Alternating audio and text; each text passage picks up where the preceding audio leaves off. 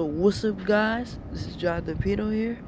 Today I'm going to be doing a video on showing the first blizzard of 2016. I'm going to flip the camera over right now guys, alright?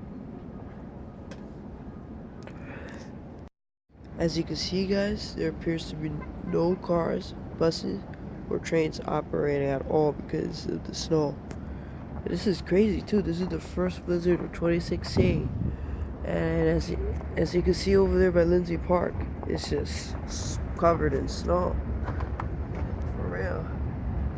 It's just covered in snow over there. Man, this is a lot. But that's it. That's just all I wanted to show you guys. Just snow.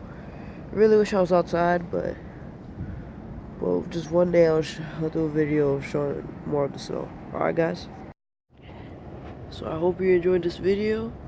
If you have any video suggestions, please let me know in the comments below, and I'll see if I could do it. Peace out guys.